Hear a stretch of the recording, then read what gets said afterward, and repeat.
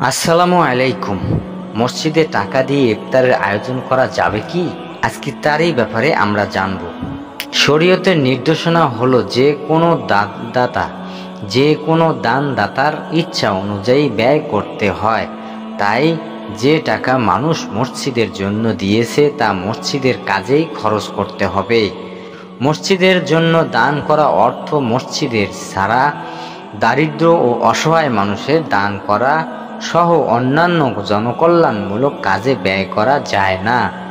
এই রকম নির্দিষ্ট ফান্ডে কৃত দান যেহেতু ফান্ড কর্তৃপক্ষের কাছে দাতার আমানত, দাতার ইচ্ছার বাইরে, তা খরচ করলে আমানতের দাবি যথাযথভাবে রক্ষিত হয় না। তাই মসজিদের টাকায় দারিদ্র বা অসচ্ছল মুসল্লিদের জন্য ইফতারের আয়োজন করা যাবে না।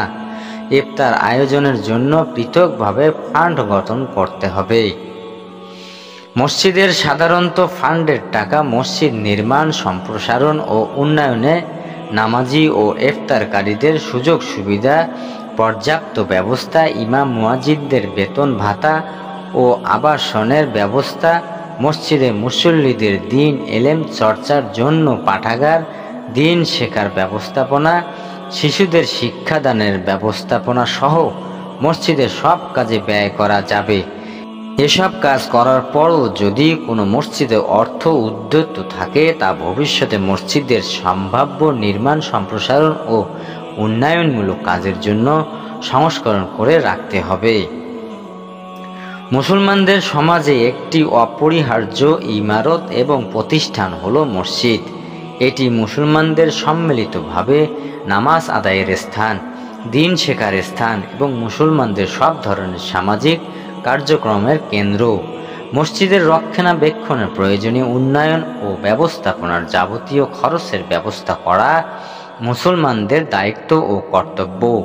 কুরআনে আল্লাহ তাআলা বলেছেন, একমাত্র তারাই আল্লাহর মসজিদ সমূহ আবাদ করবে যারা আল্লাহ ও শেষ দিনের প্রতি ঈমান রাখে, নামাজ কায়েম করে, যাকাত প্রদান করে এবং আল্লাহ ছাড়া কাউকে ভয় করে না।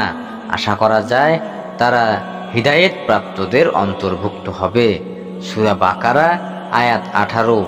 এই আয়াতে দাবি হলো মসজিদে প্রবেশ, মসজিদ ও নির্মাণ এবং রক্ষণাবেক্ষণ ও সংশ্লিষ্ট যাবতীয় বিষয়ে অমুসলিমের শরিক না করা।